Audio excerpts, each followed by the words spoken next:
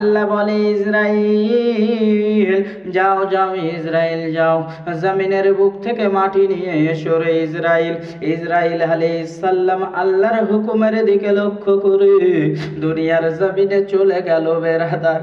যেমনি মাত্র দুনিয়ার জমিনে যাওয়াও মাটির বুকে হাত দিয়েছে, মাটির বুকে হাত দেওয়া মাত্র মাটি বলে ইসরাইল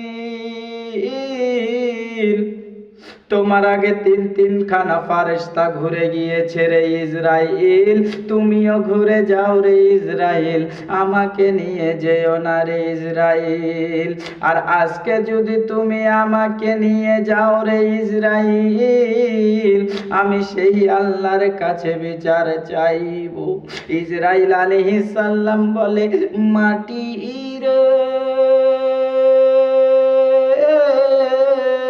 তুমি যেই আল্লাহর কাছে বিচার চাইবা সেই আল্লাহ আমাকে পাঠিয়েছে তোমাকে নেওয়ার জন্য। এই বলে মাটিকে ধরে দিল আর মাটিকে দিয়ে আল্লাহর কাছে হাজির করলো। আমার আল্লাহ বলে ইসরাইল বলো বলো ইসরাইল, এই মাটি দিয়ে আমি কি করব তুমি কি বলতে পারবে? ইসরাইল আলাইহিস সালাম বলে ইয়া আল্লাহ গো, আমি বলতে পারবো না গো মাবুদ।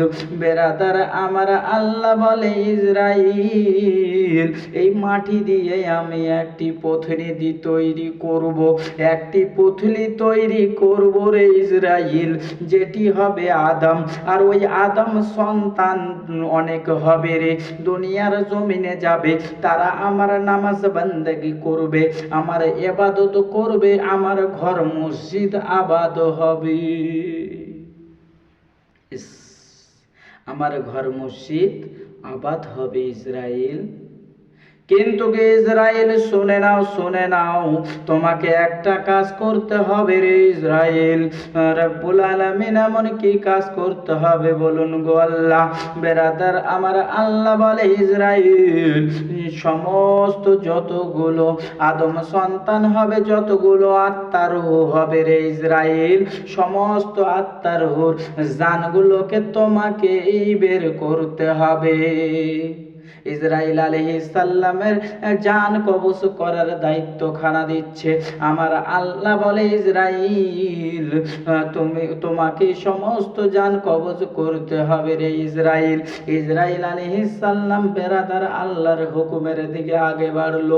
আমার আল্লাহ কার জান কিভাবে কবজ হবে বেরাদার, সমস্ত দৃশ্যগুলো ইসরাইল আলাইহিস সালামের সামনে হাজির করলো।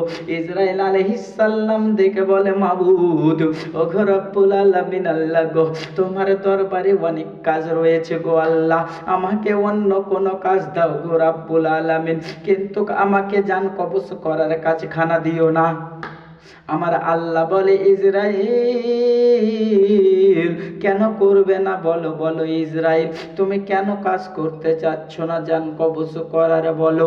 ইসরাইল বলে ও গো রব্বুল আলামিন, তোমার নিয়ামতে একটা ছেলে একটা মেয়েকে বিবাহ করবে গো না আল্লাহ। আর একটা ছেলে একটা মেয়েকে বিবাহ করে তারা যখন বাড়ির মধ্যে নিয়ে যাবে, আর ওই বাসর ঘর থেকে ওই ছেলের জীবন খানাকে আমি বের করে আনবো, জান কবজ করে নিয়ে আসবো। ও গো রব্বুল আলামিন, ওই মেয়েটা চোখের জলে বুকু ভাসাবে গো আল্লাহ, ওই মেয়েটা চোখের জলে বুকু ভাসাবে, স্বামীর জন্য জ্ঞান হারা হয়ে যাবে গো মাবুদ। ও গো রব্বুল আলামিন,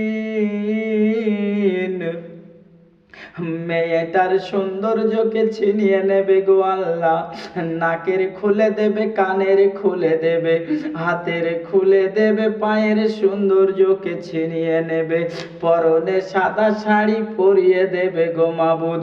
ও গো রব্বুল আলামিন, পাড়ার লোকেরা অনেকে অনেক এরকম কথা বলবে গো আল্লাহ, আমাকে গালি গোলাজ করবে গো রব্বুল আলামিন, আমাকে এই কাজখানা দিও না গো মাবুদ, আমাকে অন্য কোনো কাজ দাও।